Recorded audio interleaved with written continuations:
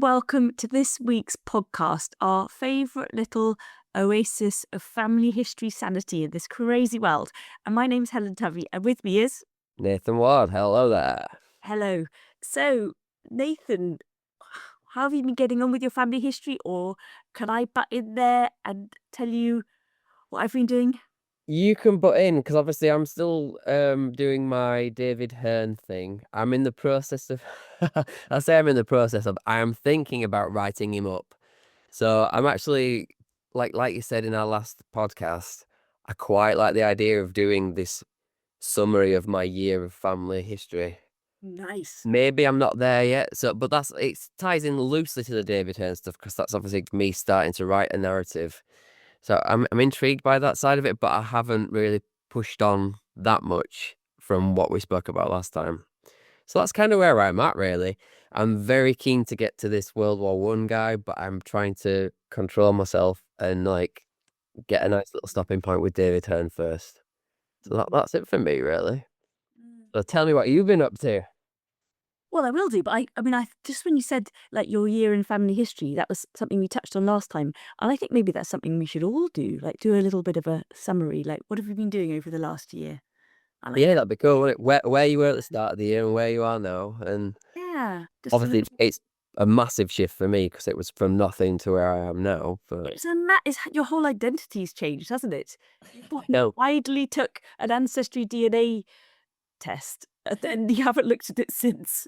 But you've just figured out all about the family history. yeah, no, I'm still scared of DNA. Oh, that doesn't matter. Maybe I'm just sulking with it because I'm not a Viking, but whatever. No. It's going to stay there, and you'll be able to, whenever you decide you want to pick it up, you can do. And in the meantime, you've got lots of interesting things to do. I wouldn't say more interesting things to do, but lots of interesting things to do. Well, that's the thing. It's like I feel like I am being lazy by ignoring the DNA side of it, but it's not like I don't have 101 things to do with DNA, well, not DNA, with family tree and family history. There's so much for me to explore that I feel I can get to without touching DNA. And I know probably people are screaming and shouting at me now saying, well, it would cement it all and make it all concrete, find this and that out. But I don't know. I want to sort of exhaust possibilities before I go to DNA. Which again, I know probably isn't right and they should go hand in hand together. But that's the way I'm doing it. So No, I don't. I literally think with family history, we all do it slightly differently, and it just doesn't matter. And it's supposed to be enjoyable, unless you've got there's very few people, aren't there? Or not very few, but there's some people who trying to solve a family mystery is something more than a pastime. It's crucial to your identity. Let's say if you discovered one of your parents wasn't your parents, or if you're adopted, it's really, really crucial. But then for the rest of us, we can take it at a slower pace because you haven't got that immediate need that you're trying to uncover a kind of a key bit about your heritage, your identity. But even so, it still changes our identity loads, doesn't it? How, as we piece together more and more of our ancestors, we change our perspective on ourselves. it does, yeah. And like I obviously keep joking about the Viking thing, but pre-DNA test, I had preconceptions and I would, actively run around with an axe pretending I'm a Viking. That didn't really happen. But knowing that I'm not now a Viking, and then I'm learning all these things about these guys who've gone off to India and this and that and the other, it changes your story, doesn't it? It's your heritage, literally.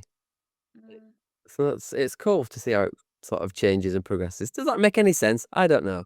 No, it does. It does. I think I'd be surprised if there's anybody who's done family history and hasn't had moments of reflection and seen themselves or their own mini kind of nuclear family or their broader sense. You just get a more nuanced idea. You get different windows to look through the past at, instead of just being able to say, oh, we're the Bakers and we come from Berkshire. It's go, well, that's one of my lines, and they were in Berkshire for 200 years, but actually before that they were in Kent. Or and then you haven't just got one line. It's not just you've got loads of lines, haven't you? Yeah, definitely. And like, obviously for me, I thought I was local, Mr. Pudsey, and now I am actually, well, I'm in India at the moment, aren't I? So it's cool. Just expanding the horizons a bit and making me aware of the world a bit more. So I've been battling on with my list. I thought I had roughly 100 documents I hadn't filed up, And Yeah. I was wading through them and got down to 80 something. And then I found two other folders, one of which had 176 documents in. So I was like, oh, bang my head on the desk. I've got way more documents I haven't filed up than what I thought. So I'm just slowly going through those. And then, so last night, there were some really kind of recent in time ones. They were my husband's granny and grandpa, people I knew, well. I met my husband in adult life, so I didn't know them for a really long time, but I think I knew them for a number of years. I'm very fond of them. Found them both in the 1921 census. When the 1921 census came out in early 22, hadn't filed them up yet, so I went to file them up. Then realised to my shame that I couldn't read the Welsh place names very easily. And so then I was rattling around with a map trying to identify them. Defeated, couldn't do it. Then I thought, I know, I'll steal a leaf out of Nathan's book, because you said your mum was really helpful, unsuspectingly helpful, when she'd already discovered all those military records that you found. She'd already found them. I thought, this is silly, because my mum-in-law is alive and well and knows all about her parents. So I'm just going to ask her where where her parents were born, and then I'll be able to decipher the Welsh place names. But what I found, there's so many interesting things. There's always interesting things. So these are people I know. I knew their names. I knew their middle names. I knew their birth years. So this is all the sort of stuff you get off the census. But what I didn't know, looking over on the far right-hand side, had the column about languages spoken, which obviously for a census in Wales is whether they speak Welsh or not.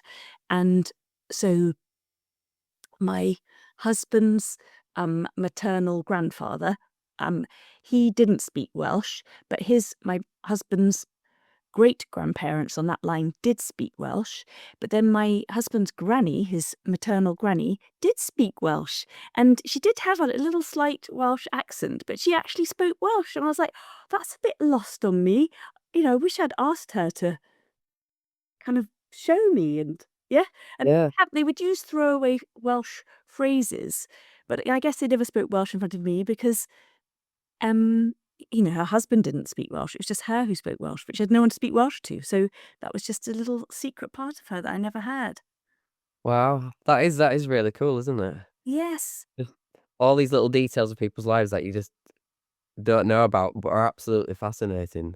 yes. That's a And great and one. and her, so the young Welsh girl, so she's my husband's granny. She was 4 years old on the 1921 census, and her dad was the local doctor, and he works from home. And we've been back and we've seen the house, not inside it, but just like from the street. But his wife, All you've had. yes, this is his. It was very rainy, and then his wife is there, and her job is home duties. But then in the column where it says place of employment, she's written ditto, and I'm like, so this is another of those stories, a bit like my farmer's wife, who isn't described as a farmer's wife. So we have the farmer, we have the wife of the farmer with nothing in her occupation column, and then we have the servant who was assistant to the farmer's wife. But nowhere does it actually say farmer's wife on that census for my family. So here we have the doctor, and we have the doctor's wife, who happens to be the wife of the doctor, but nowhere is she described as being employed in the surgery. But she's listed as home duties, but then her place of work is ditto where his place of work is. So this kind of gives me a little window that perhaps she was a lot more hands-on and helpful in the surgery than just doing her house kind of keeping role. Right, proper medical team. Yes, all these kind of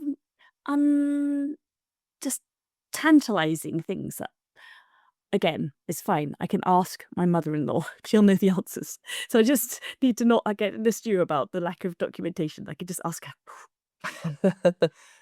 So I've been doing that anyway.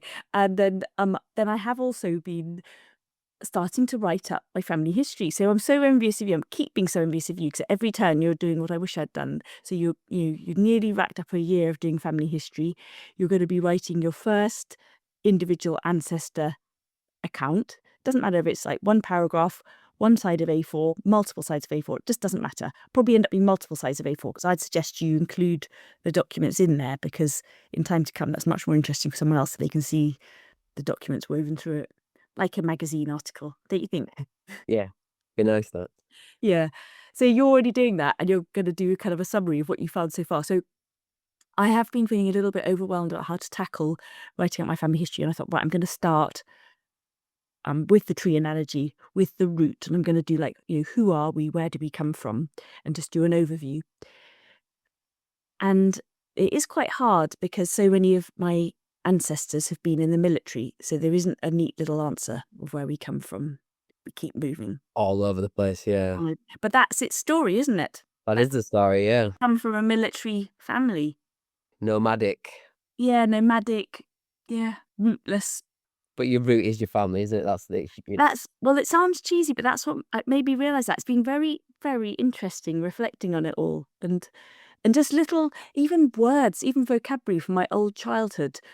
When I started writing it up, I've had to kind of dredge up these words. I'm like, oh yeah, that's what you called it. So even just like the guard room. So sometimes you'd live on an army patch, all the houses where the military families are. That's the patch, and then you might have to go past the guard room if your patch was within the barracks perimeter. So I was like, what do you call that thing? That is it the sentry house? What's it called? So I had to dredge up all these words. It's my own life. I can't remember the words. Oh. Anyway, so I would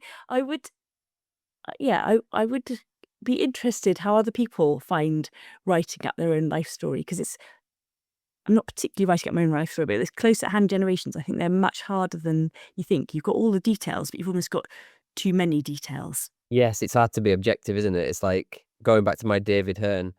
I've made his story about his war exploits, or I will be making. That's the start. It's not war, but when he was in the army, for me, that categorizes him. But that's not day-to-day life, is it? That's only a small section of his life, but that's the one that I've got the documentation to create the story from. Whereas my parents and myself and maybe my grandparents, I've got so much information that which bits do you pick? It's like what we've discussed before, where if you're going to choose a photograph to put on Ancestry, do you choose them as a child or as an adult? Because we're not just of a little bit of time. We've got a span, haven't we? Yeah. I think so with our family history research, obviously sky's the limit. We want to gather as much information as we possibly can. But then trying to kind of have the output, the end result that you want to be shareable with other people, even if it's in a blog format, so you're not restricted by print costs, or a number of pages, but you are restricted by people's attention span. It needs to be manageable, not just a waterfall of constant streams of unintelligible information. Sharp and punchy. Yes. That's what we need. It's actually making me a little bit sweaty, this conversation, because Sorry. like everything's from a perspective, isn't it? Like you could literally categorize someone on one small detail, one small document that we find, and then that becomes them. That's who they are. Like again, with Tank Man, it became all about the war, where he died. Tank. That's his story. He might have hated war. He might not have liked tanks. He might have, he might have had more things that he was proud of before then that I don't know about. But I've made this guy into this character. Well, it's not a falsehood, but the narrative is from the perspective of what I've found. Just a bit scary, isn't it? Could be. It is. It is. There's a really interesting genealogist, and she's called Hannah Helfstein, and we've worked with her a little bit. She's done some things with Family Tree, and she's all about us each taking the opportunity to tell our own life story. And so obviously at the moment that's just us, but what her view is, like, in 100 years time, in 200 years time, the more of us who do it, because it is easier and easier to record information about our own lives now, because we've all got computers or mobile phones, or we do have pen and paper, we can write things down. So precisely to combat that, so that we don't just leave somebody a CV saying what jobs we did, we actually say that you love running, and all the other things that we. Yeah, the things that make you your character. Yeah. You are not your job, sort of thing. Yeah. It's interesting. It is. But with history, it's always like that. It's always trying to. It's definitely not a waste of time. But there's that cliche, isn't it, that history. There's famous words. It's like history's told by the victors or whatever. So Yeah. And so we're not the victors, but we're family historians dictate what sort of family history a family has, don't they? Depending on what captures your imagination. But we're limited by what we can find or not find.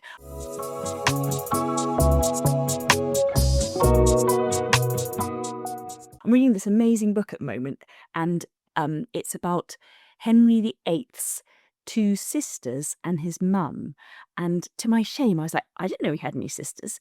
Um, but one of them was Queen of France, and one of them was Queen of Scotland, I think. But I'd never put them together as a family unit. I knew he had his brother. His brother died of whatever he died of, sweating sickness or something like that, a few months after he got married, and so he was only a young teenager.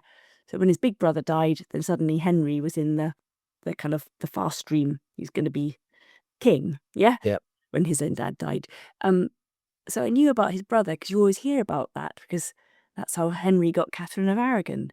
The sisters, I hadn't really pieced them together. Anyway, even for Henry VIII, they're not quite sure where he got baptised. They know the date, and he either got baptised here or there. I can't remember the two places. But you think, for Henry VIII, it's been forgotten from history precisely where he got baptised. That So that shows why we can all get stuck with not having enough information. Yeah, or too much information on one particular bit, 'cause like, I hadn't even considered him having brothers or sisters. I don't know the brother story there.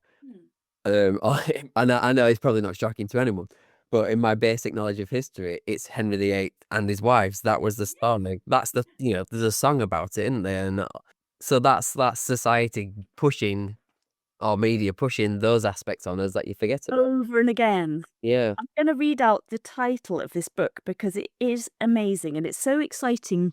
It makes you reflect from a family history point of view. So she's a historian, but she's definitely a family historian at heart. The way she pieces together tiny details from history.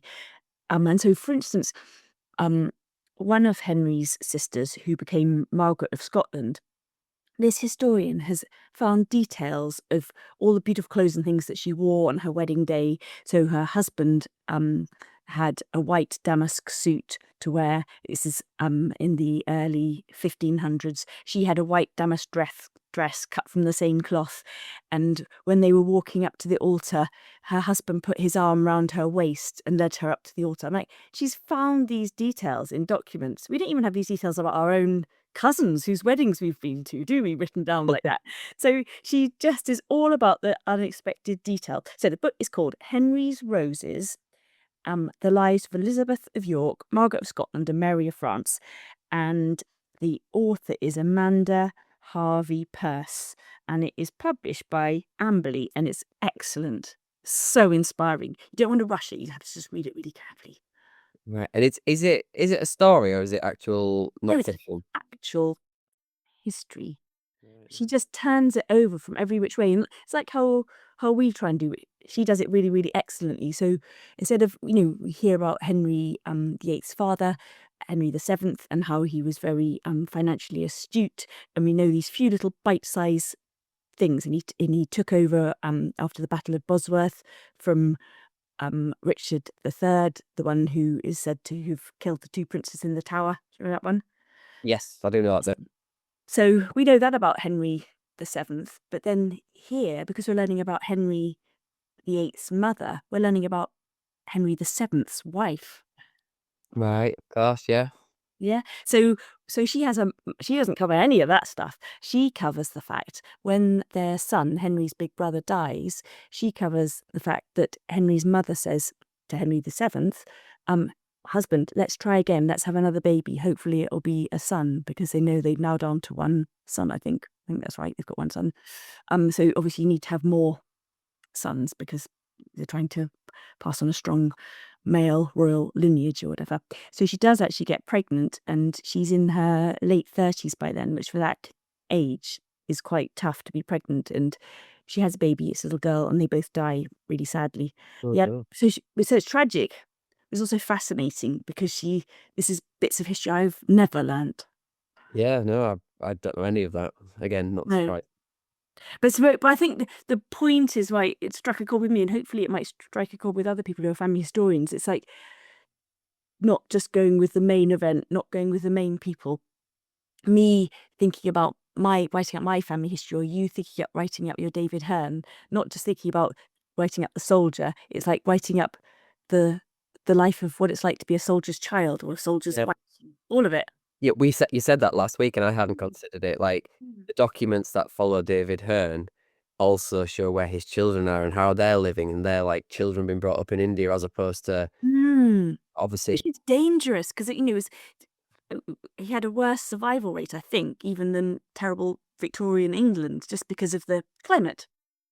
Yeah, it's just something I hadn't even thought about. It's fleshing out one person's part of the tree, but actually it all goes dilute. Well, not dilutes, gets sent down to the other shoots of it, doesn't it? Yeah. So you Yeah. can learn things about other people from other people. Mm. That's not very well said. No, it is. Like, you definitely do learn things about other people from other people. I just nip in and ask a question that you've made me remember when you were talking about the doctor and his wife Hmm. having the surgery thing. It's reminding me of something that I discovered the other day, and potential of silly questions coming up and something you're not going to know the answer to because how could you? But on one of the censuses, and I think this might have been for David Hearn actually, on the last census he's on, it is David Hearn. On the last census he's on, it's the year before he died. Mm. So he's in this house with his wife and a few of the kids, but there's also a surgeon living there. This is probably stupid, but because I know he dies quite soon after this census, Mm. one, could the surgeon have been living with him because he was that ill?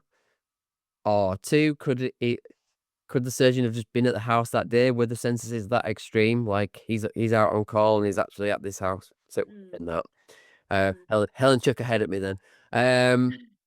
And or three, could it actually just been a family friend who was a surgeon who happened to live there? Mm. You're not going to know the answers. I realize. Not so But in the column where it has the relationship to the head of household, what does it say there? Does it say lodger or visitor? Because that will give you a few more little clues, and then that would be interesting to see. okay, I will quickly have a look. This is requiring me to remember which census it must be the 1861. No, it can't because he was at war then. He wasn't at war. He was a soldier. Then other things you could do is you could search for the surgeon in the previous and the after census, subsequent census, to find out where he's living. And sometimes it could be that the person was just a lodger, so that your family took in a lodger for a little bit of extra income, which, Wow. if your David Hearn is near the end of his life, so presumably he's not working at that point, he's only got a year to go, it's very likely he's either very old or he could be, his health could have taken a nosedive or whatever, then having a lodger in the home to bring in a little bit of extra income is going to be helpful, isn't it? It is. I might have to come back to you on this because I can't 100% be sure it was David Hearn. Hmm. I'm thinking it must have been him or someone around him because I was aware of the death date and the fact Hmm. that it's a year after the census. I'll do some research and come back to you. It's just you reminded me of it and it gave Hmm. me a few questions. It's like, Be interesting to look at his death certificate as well, just to yes. see, because sometimes they'll say, whether there's anyone medical in attendance. So one of the things I added to my family tree maker yesterday was my, I can't remember how many great grannies, Jessie Talmer's death record, and she died aged 46, and I added it to my software. Anyway, it said that there hadn't been anyone medical in attendance, and she'd been suffering from phthisis for about 5 years, which is a long Right. time, isn't it? All through her Mhm. 40s, yeah. Anyway, there's no one in attendance, so if there was somebody in attendance, it might say somebody MD or whatever. Right. It just struck me as interesting because the name, this profession surgeon, Mm. it's very different from everybody else around him. Mm. Mm. And how old was he as well? That'd be interesting if he's a young doctor, and he's I want to say this is a rabbit hole. Meet, meet, meet, meet. Learn this, isn't the it? doctor. This is why I didn't mention it previously. I was like, right. But I'm like, oh, who's he? I always get excited when I see a lodger or somebody else appear on the tree. Yeah. Oh, this is a distant cousin who's been exiled for whatever reason, so he's got to go. But it's not a silly thing though to keep bearing him in mind and maybe add his notes somewhere, say for instance in your research log, if you have a typed up research log, because then you can go find his name, can't you? You can go Control F and literally go and find his name at some point in the future. So one of my so it's my great aunt's middle name is her name is Helen Smart McPherson, and so Smart sounds really smart. We were like, where's this name come from? Whatever, but no one ever knew. And then just working back through the censuses, I just found in the 1861 census they had a lodger living with them, just a random lodger, random man called Andrew Smart.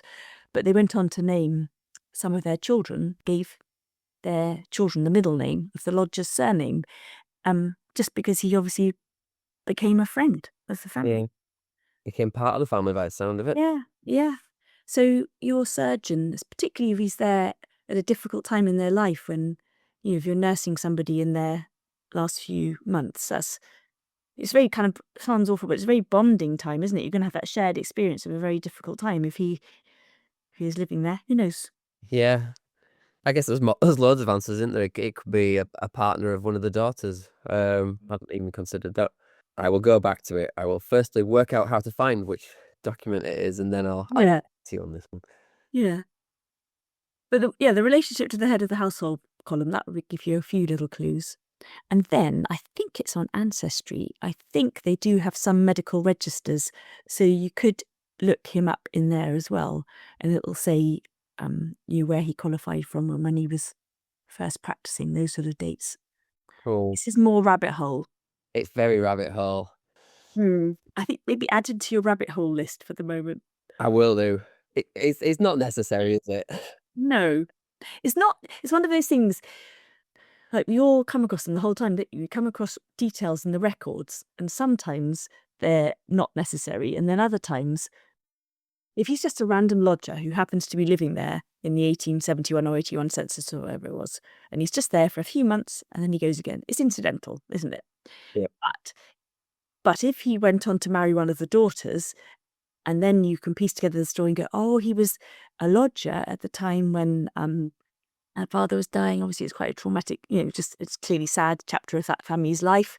And then they went on to marry. You're like, oh, that's interesting that he was there for that part of their life. So Yeah. suddenly it's not irrelevant. It's suddenly a nice little nugget. Yeah. Deeper connections. Yes. I think we have to be very nosy as family historians, don't we? It's just too easy though. Part detective, partly total curtain twitcher to the past. Yeah.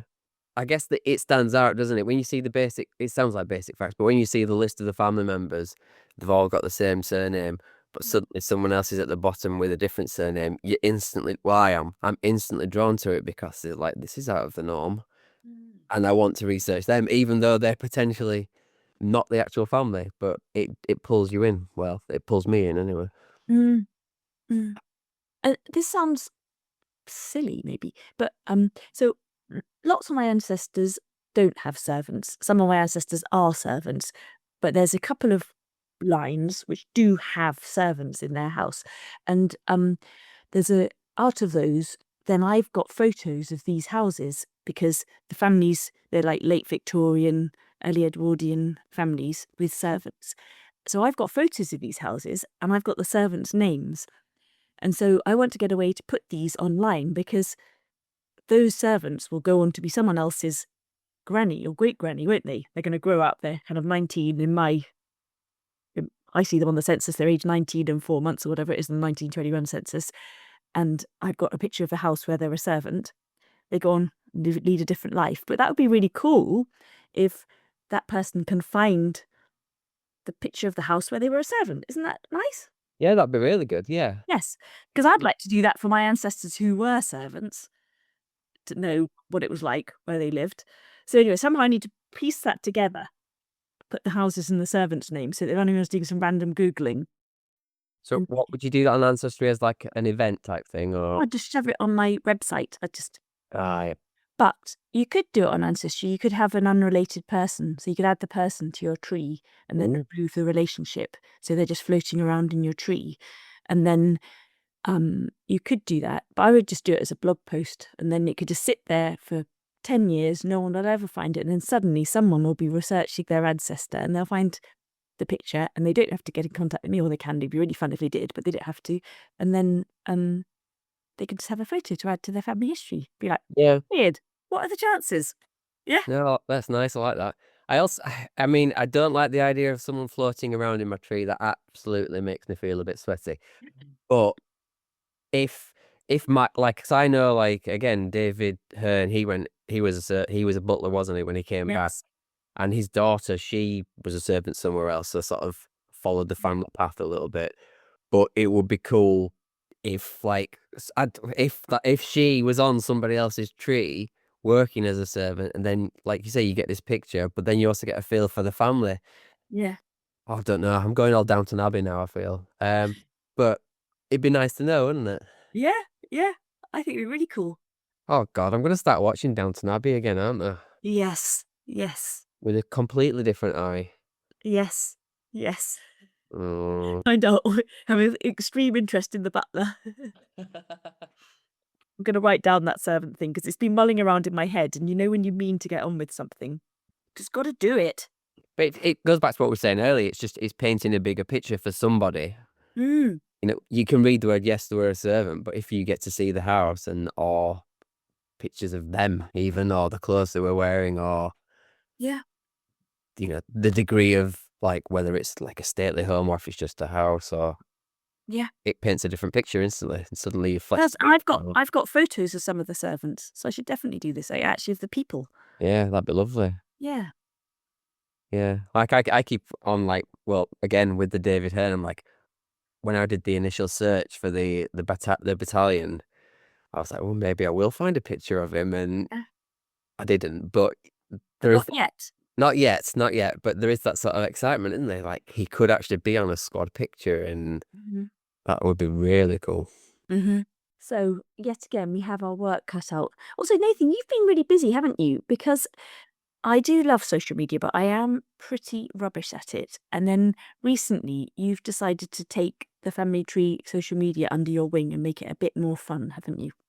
Hopefully, I'm trying at least, just to make it a bit more approachable and intriguing, I guess. Just, yeah, random facts or asking people what they like or what they prefer. Mm. I like that. You know, like we discussed now. We're like, oh, do you prefer doing this? Do you like doing that? It's just interesting to know what other people are doing. So yeah, I've done a few like this and that. Like, would you prefer to have a famous relative or a royal relative? Things like that. It's yeah. So which would you prefer then? I'd go famous, to be honest. I'm not much of a royalist, so that side doesn't bother me. Whereas, you know, I want to find out I'm related to Ian Fleming or someone like that. That'd be cool. I don't know why. What about you? Well, you'd go royal straight away, wouldn't you? But you know, I'm not much for a royalist either, but I would probably go royal. But I have got a connection to the royal family. Apparently, my dad says it's just via family search, so I am a bit like, okay, we might need to have a few pictures of salt because I'm not quite sure what the evidence for it. But it's not actually we're a servant to the royal family. Right, okay, cool. If only somebody would put pictures on a website that could help. I know. It was a long time ago, very long time ago. That's You're cool. boring, yeah. It's pre photography. Cool.